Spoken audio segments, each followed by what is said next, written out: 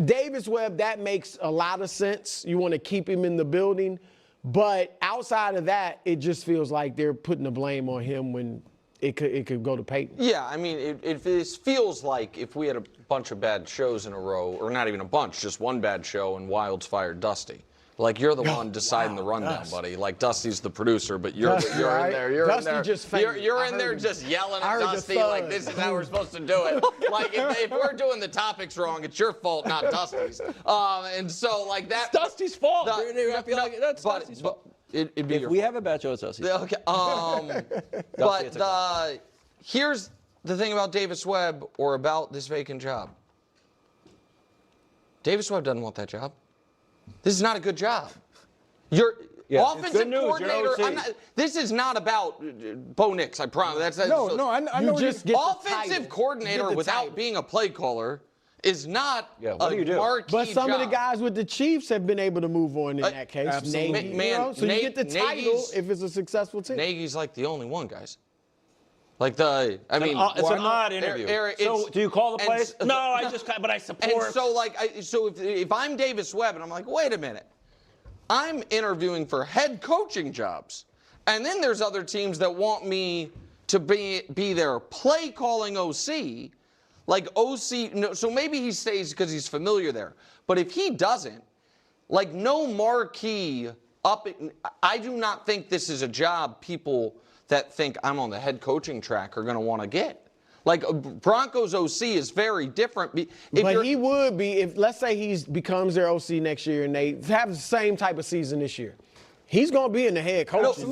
For Davis Webb, maybe. What I'm saying is, if this job is posted, if this job's open, this, to me, is one of the less attractive offensive coordinating jobs because you don't get to do the thing where you make your name as an offensive coordinator, calling the plays. Yeah, we thought the Eagles' job was a little bit less desirable just because Sirianni occasionally pops in. Never mind calls all the plays. Again, there is stability with this job, though. Yep. And that carries some weight. Yes. And so if you're Davis Webb, obviously you have when they fire the guy after they make the AFC title game and they lose because they have a backup quarterback, it doesn't feel like there's quite as much stability. Yeah, but you just get the sense of, in being in the locker room and understanding how it works, a coach that has been paired with a young quarterback, you are more hesitant to just dismiss and get rid of him than somebody who's just kind of overarching, just holding the title and not in the unit meetings, not in the quarterback meetings every day, not on the field working with him every day, not really in his ear every single day. Not to say that Joe Lombardi wasn't, but definitely not as much as Davis Webb. That's good. He hit us with the knowing how the locker room works. Damn. Greg's point is spot on, and it aligns with what I was expressing previously regarding the dynamic between an offensive coordinator and a head coach with an offensive background, as well as the perceived desirability of such a role. From an external vantage point, say for someone like Cliff Kingsbury, Brian DeBoll, or Mike McDaniel, it might not seem like the most appealing position. However, that's not the lens through which the Sean Paytons, Sean McVays, or Kyle Shanahans of the world view these opportunities. The relationship and the career trajectory are fundamentally distinct. Consequently, from that specific perspective, the role is particularly desirable. It represents a chance to be part of a youthful, ascending environment. You aim to work under a figure like Sean Payton precisely to absorb his knowledge and methodology. In doing so, you enhance your own value and marketability, much like the coordinators under McVay and similar coaches who become hot candidates. That's the typical pathway. It doesn't guarantee success, but it's a proven model. Not everyone finds themselves in an ideal scenario like Ben Johnson, where you are the undisputed play caller who then parlays that into a top job. For many, like Matt LaFleur, McVay, or Shanahan, it's a more collaborative, step-by-step progression.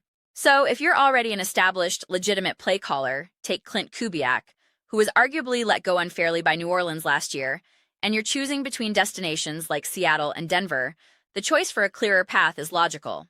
That's a separate discussion, though. The core of Payton's decision appears to be about crafting a more tight-knit, collaborative inner circle directly with quarterback Bo Nix and the offensive staff.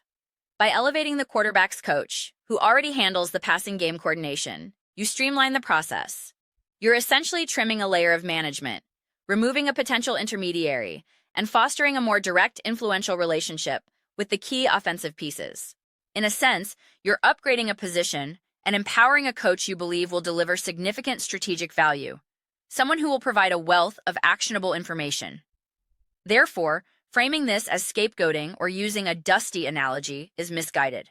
Sean Payton has assumed full responsibility for the team's performance. This isn't about assigning blame. It's a straightforward management decision aimed at improving efficiency and synergy. True scapegoating was exemplified by Clint Kubiak's dismissal last year when New Orleans' offense faltered amidst a cascade of injuries, or Cliff Kingsbury's firing in Arizona after the team collapsed. Even the criticism aimed at Payton for moving on from Russell Wilson in Denver, labeled an expensive scapegoat, has been validated by results. Playoff appearances, a division title, a top conference seed, and an AFC championship game berth that likely would have been won with a healthy Bo Nix. The move made football sense. Don't be misled into seeing blame where there is only strategic recalibration. It's also noteworthy that the dismissed coordinator is now interviewing elsewhere, like with the Raiders. While the Buffalo head coaching vacancy isn't an option, offensive coordinator openings with teams like the Eagles, Giants, or Ravens are plausible. I'm curious how much this decision was influenced by a desire to solidify the structure around Nix.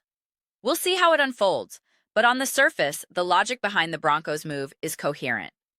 Those are my reflections. I'm eager to hear your opinions. Are you surprised Denver parted ways with their offensive coordinator?